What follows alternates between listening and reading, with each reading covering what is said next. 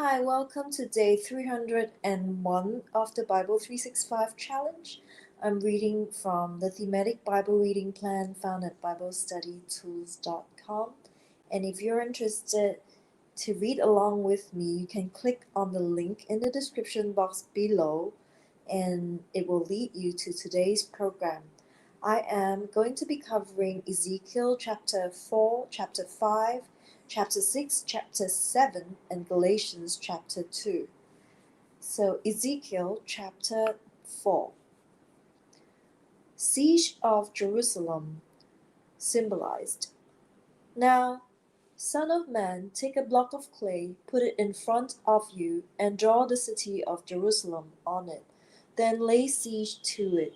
Erect siege works against it, build a ramp up to it, set up camps against it, and put battering rams around it. Then take an iron pan, place it as an iron wall between you and the city, and turn your face toward it.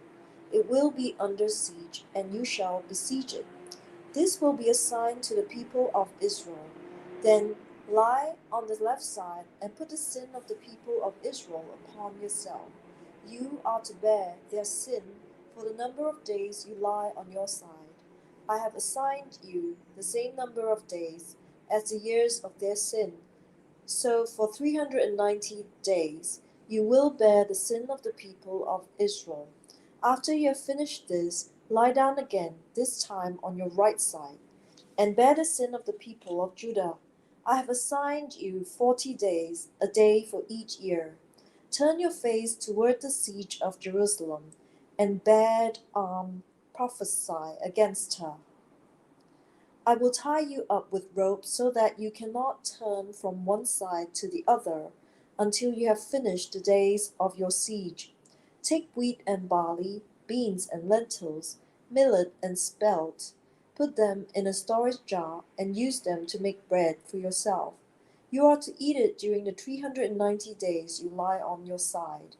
Weigh out 20 shekels of food to eat each day, and eat it at set times.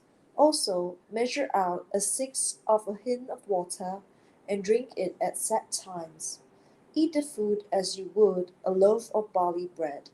Bake it in the sight of the people, using human excrement for fuel.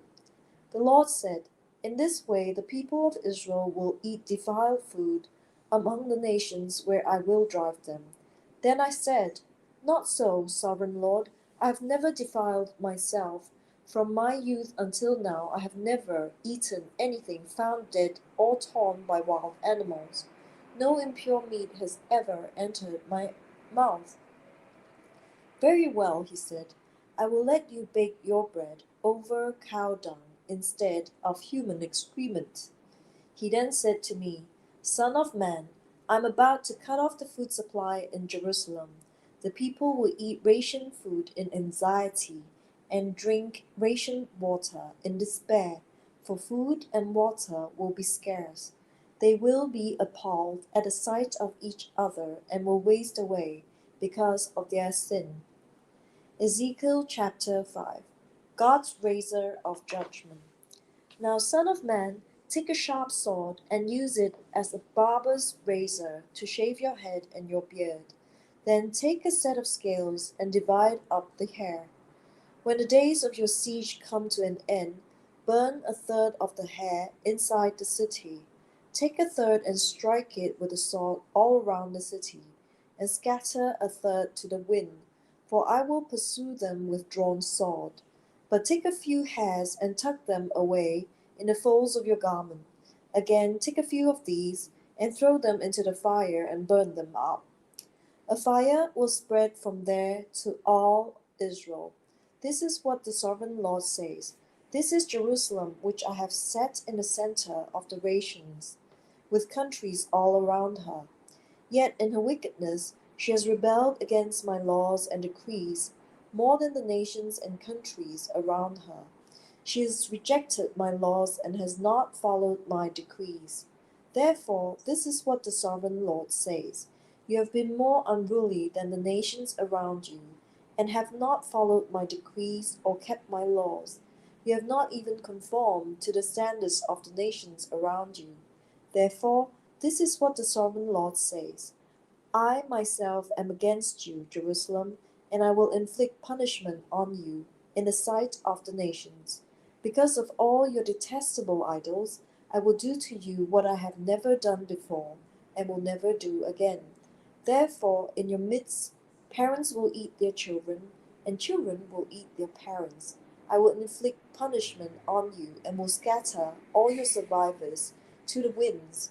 Therefore, as surely as I live, declares the sovereign Lord, because you have defiled my sanctuary with all your vile images and detestable practices, I myself will shave you. I will not look on you with pity or spare you. A third of your people will die of the plague or perish by famine inside you. A third will fall by the sword outside your walls, and a third will scatter to the winds and pursue with drawn sword. Then my anger will cease, and my wrath against them will subside, and I will be avenged. And when I have spent my wrath on them, they will know that I, the Lord, have spoken in my zeal. I will make you a ruin and a reproach among the nations around you, in the sight of all who pass by. You will be a reproach and a taunt, a warning and an object of horror to the nations around you when I inflict punishment on you in anger and in wrath and in stinging rebuke. I, the Lord, have spoken. When I shoot at you with my deadly and destructive arrows of famine, I will shoot to destroy you. I will bring more and more famine upon you, and cut off your supply of food. I will send famine and wild beasts against you, and they will leave you childless. Plague and bloodshed will sweep through you, and I will bring the sword against you. I, the Lord, have spoken. Ezekiel chapter 6. Doom for the mountains of Israel. The word of the Lord came to me: Son of man, set your face against the mountains of Israel. Prophesy against them and say, You mountains of Israel, hear the word of the sovereign Lord. This is what the sovereign Lord says to the mountains and hills, to the ravines and valleys: I am about to bring a sword against you, and I will destroy your high places.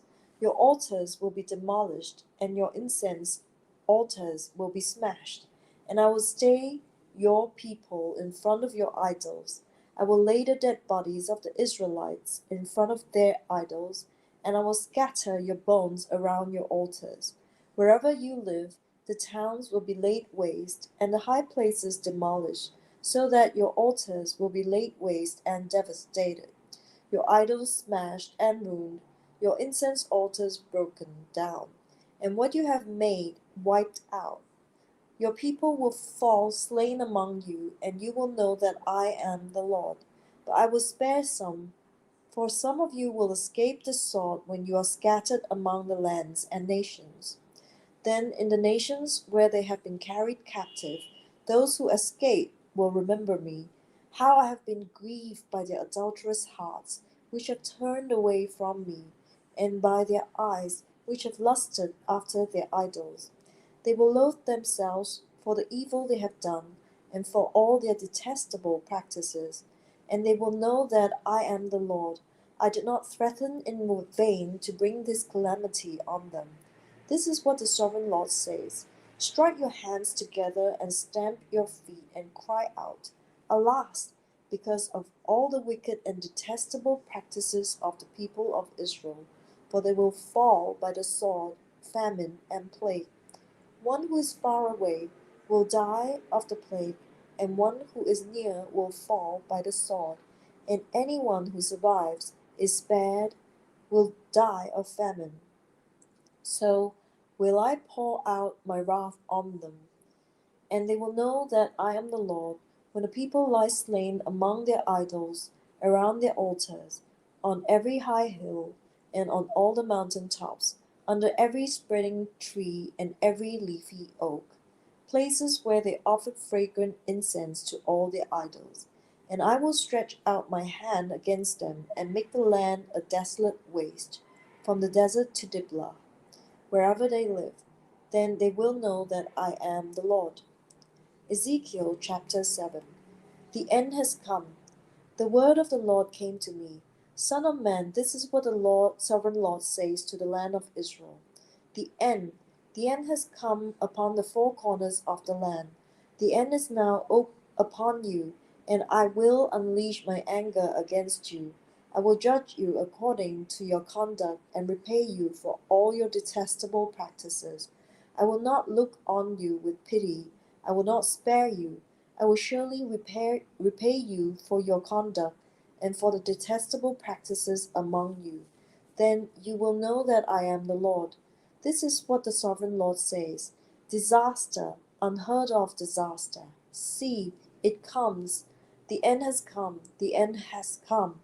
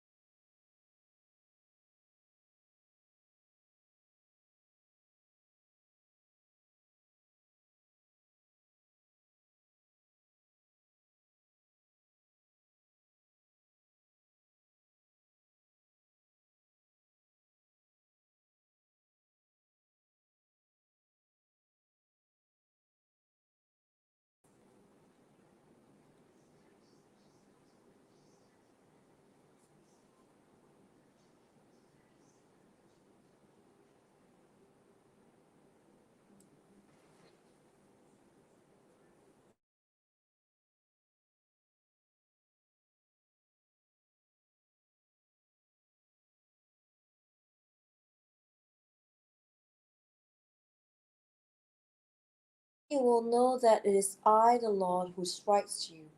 See the day, see it comes. Doom has burst forth, the rod has budded, arrogance has blossomed, violence has arisen, a rod to punish the wicked. None of the people will be left, none of that crowd, none of their wealth, nothing of value. The time has come, the day has arrived.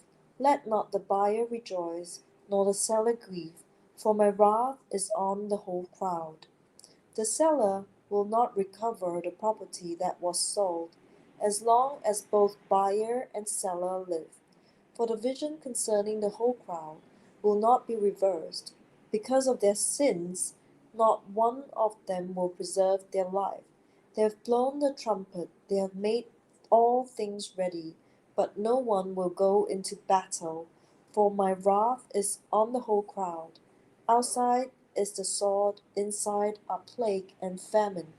Those in the country will die by the sword. Those in the city will be devoured by famine and plague. The fugitives will escape, who escape will flee to the mountains. Like doves of the valleys, they will all mourn, for each for their own sins. Every hand will go limp, every leg will be wet with urine. They will put on sackcloth and be clothed with terror. Every face will be covered with shame, and every head will be shaved. They will throw their silver into the street, and their gold will be treated as a thing unclean.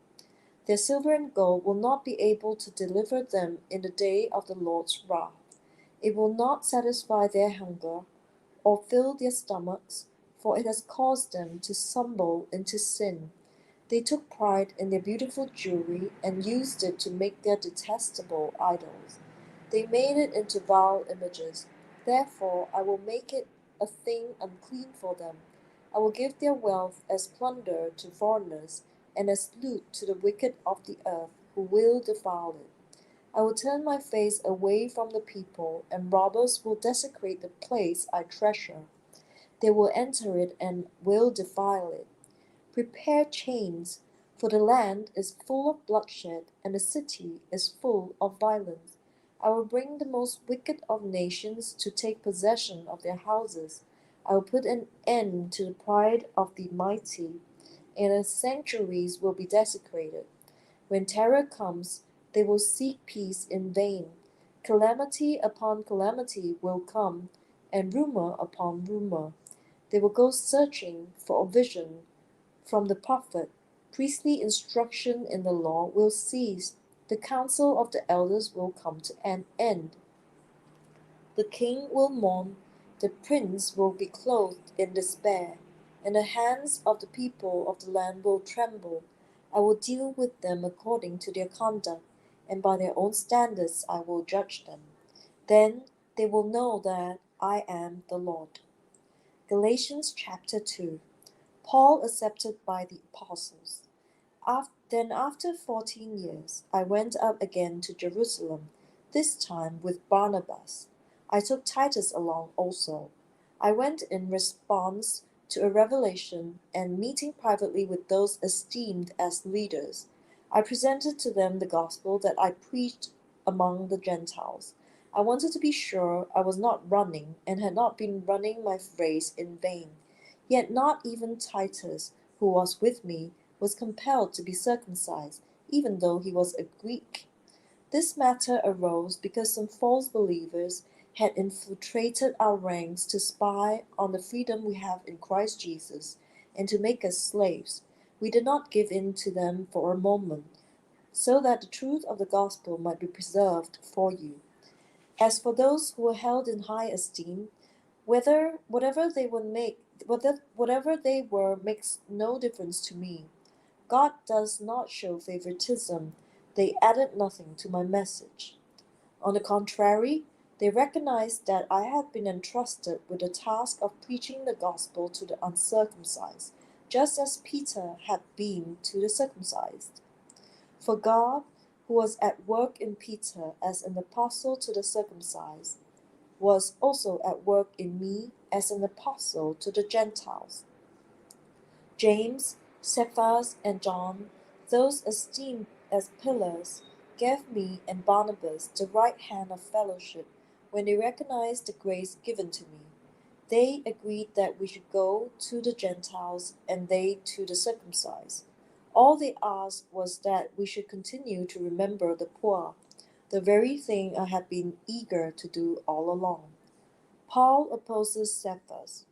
When Cephas came to Antioch, I opposed him to his face because he stood condemned. But before certain men came from James, he used to eat with the Gentiles. But when they arrived, he began to draw back and separate himself from the Gentiles because he was afraid of those who belonged to the circumcision group. The other Jews joined him in this hypocrisy, so that by their hypocrisy even Barnabas was led astray. When I saw that they were not acting in line with the truth of the gospel, I said to Cephas in front of them all, "You are a Jew, yet you live like a Gentile and not like a Jew. How is it then that you force Gentiles to follow Jewish customs? We who are Jews by birth and not sinful Gentiles know that a person is not justified by the works of the law, but by faith in Jesus Christ. So we too have put our faith in Jesus Christ, that we may be justified by faith in Christ, and not by the works of the law.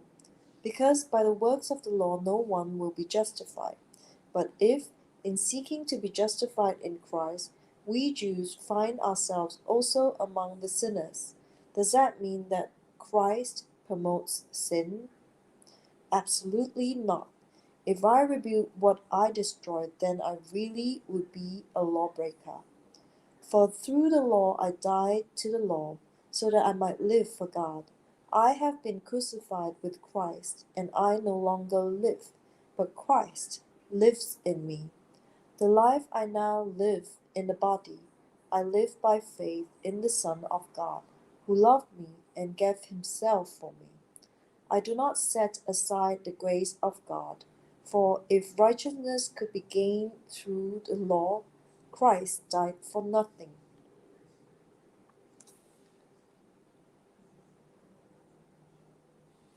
So that was day 301 of the Bible 365 challenge.